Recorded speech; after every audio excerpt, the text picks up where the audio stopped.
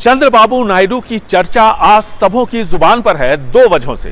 पहली वजह है उनकी पार्टी टीडीपी का विधानसभा और लोकसभा चुनावों में शानदार प्रदर्शन, और दूसरी आंध्र प्रदेश में लोकसभा की 25 में से 16 सीटों पर तेलुगु देशम पार्टी की जीत, जिसने चंद्रबाबू नायडू को किंग मेकर की भूमिका में ला खड़ा किया है। केंद्र में सरकार के गठन में उनकी भूमिका अहम है।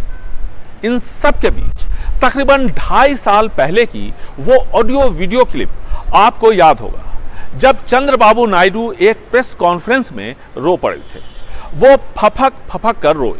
वजह थी उनकी पत्नी के बारे में आंध्र प्रदेश विधानसभा में कहे गए अपशब्द। चंद्रबाबू नायडू के साथ साथ उनकी पत्नी के खिलाफ वाईएसआर कांग्रेस विधायकों ने अपशब्दों की झड़ी विधानसभा में लगा दी।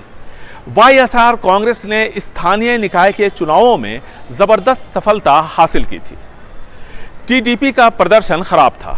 ऐसे में जगन मोहन रेड्डी की वाईएसआर कांग्रेस नेताओं ने चंद्रबाबू नायडू और उनकी पत्नी भुवनेश्वरी को आड़े हाथ लेते हुए अपशब्दों का इस्तेमाल किया था। चंद्रबाबू नायडू फौरन विधानसभा से बाहर निकल गए। एक बात उन्हें परेशान कर रही थी कि आखिर राजनीतिक मामलों में उनकी पत्नी को खींचने की क्या जरूरत थी। क्यों मुख्यमंत्री जगन रेड्डी और उनकी पार्टी के विधायकों ने परिवार को राजनीतिक रंजिश का शिकार बनाया। इसी तनाव से गुजरते हुए चंद्रबाबू नायडू प्रेस कॉन्फ्रेंस करने पहुंचे। सामने माइक और पत्रकार, कुछ बोलने की कोशिश की और फिर अचानक वो रोने लगे। चंद्रबाबू नायडू को इस तरह टूटा हुआ पहले कभी किसी ने नहीं देखा था।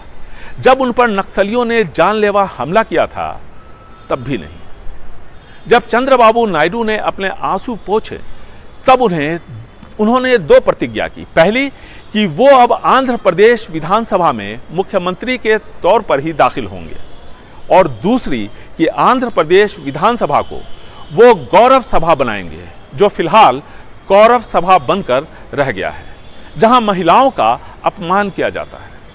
चंद्रबाबू नायडू ने कहा था कि 40 सालों में कभी इस तरह का अपमान उनका नहीं हुआ। वो पिछले 2.5 सालों से अपमान का घूंट पीकर जी रहे हैं, फिर भी वो चुप थे। लेकिन अब समय चुप रहने का नहीं है। उनकी पत्नी का जो अपमान विधानसभा में हुआ है वो महिलाओं का अपमान है। वो आखिरी बार था जब चंद्रबाबू नायडू आंध्र प्रदेश विधानसभा में दिखे थे, तकरीबन 2 साल बाद। अब जबकि उनकी शपथ पूरी हो गई है, तो ऐसे में चंद्रबाबू नायडू विधानसभा में मुख्यमंत्री पद की शपथ लेने के बाद ही दाखिल होंगे। आंध्र प्रदेश में चंद्रबाबू नायडू और जगन मोहन रेड्डी के बीच की लड़ाई राजनीतिक दायरे से बाहर निकलकर व्यक्तिगत हो चुकी है। चंद्रबाबू नायडू की गिरफ्तारी जगन मोहन रेड्डी की निजी रंजिश के तौर पर देखी जा रही है। ठीक उसी तरह जैसे पड़ोसी राज्य तमिलनाडु में एक दौर में जयललिता और करुणानिधि के बीच दिखती थी।